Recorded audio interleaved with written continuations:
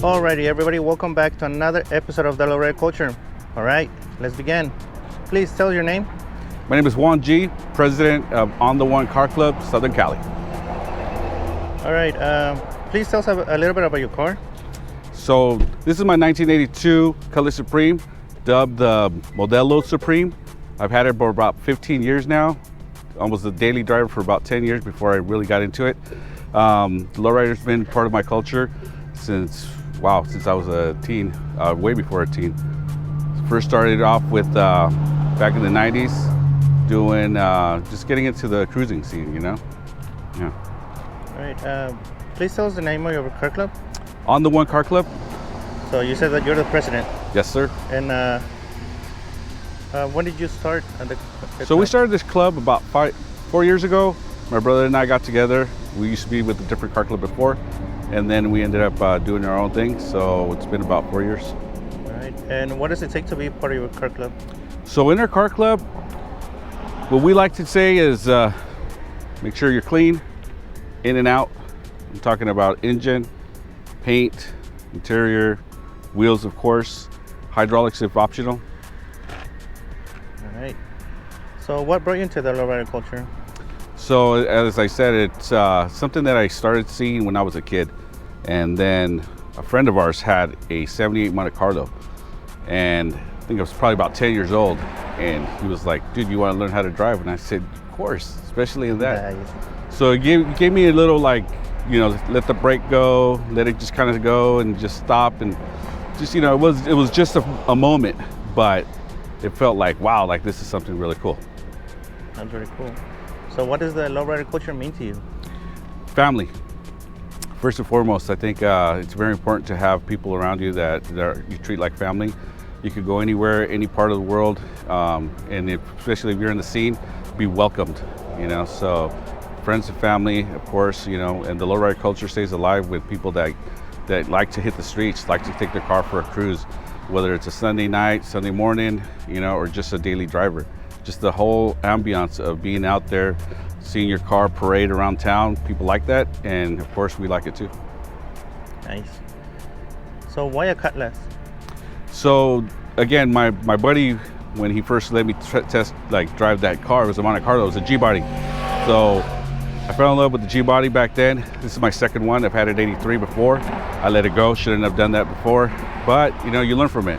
And so when I picked this one up, it was I was a second owner, felt proud of it, and I said, you know what, I'm going to keep this. This is something I want to pass on to, you know, the next generation, which would be my son.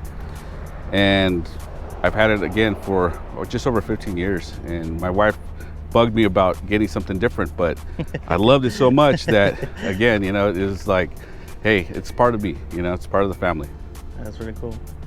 So I know you and your wife recently started a business. Can you tell us a little bit more about that? So we started our business. My wife started the Funky Michi, and you can find us at that Funky Michi on Instagram. So we do micheladas. We have the mango limon, which are really a hit right now. And my wife is the one that's mastermind behind this. This is a recipe, and it's blowing up, and it's great. So if you guys are interested, hit us up. Awesome. Thank you so much. All right, please show us more about your car. What have you done to it? So, big shout out to my boy at Util 24/7. He helped me paint this car originally, and then A Design came behind and he did the pinstriping gold leaf and added some patterns. We have a sunroof from Ramon Canales from Wabasco, and that's one of the things that gave me a little extra eye appeal, you know, especially when you're cruising around. You open up the sunroof, let the air in, let your hair blow in the wind if you got it. We got my interior done. It used to be velour, so we went with the suede, white piping, sunroof again. But the ghost patterns, some people don't really see it, and what I like about it is that it's subtle. We got original gold Dayton's with the gold nipples, and pretty much it's as good as it's going to be out here. But cleaned up the engine compartment.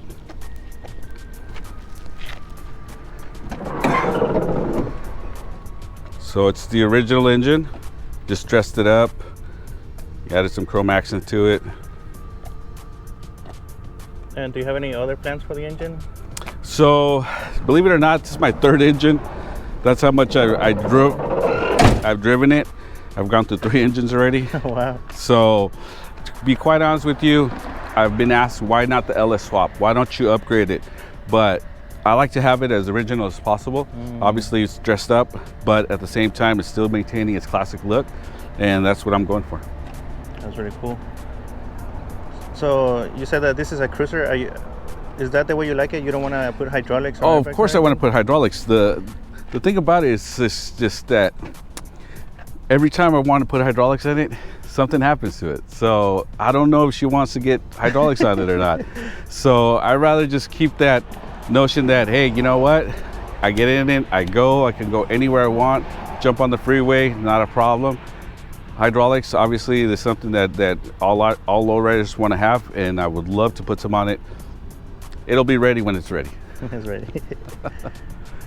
So any other plans that you want to do to your car? So again, aside the fact that putting hydraulics on it, I think once I take that step, I'll go into the undercarriage to get some more chrome added to it where you can actually see it. It'd be kind of difficult to put chrome under there and then you can't even lift it up. So, but yeah, eventually, definitely. Alrighty, Juan.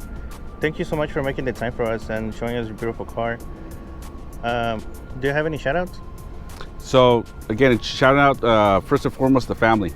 You know, without my wife's support and, you know, my kids also being there to encourage me to, you know, just think positive and move forward with, you know, getting my car out there. Like I said, it's had its issues with engine problems, but hey, at the same time, you know, it's part of lowriding. You know, we get out there, we hit the streets.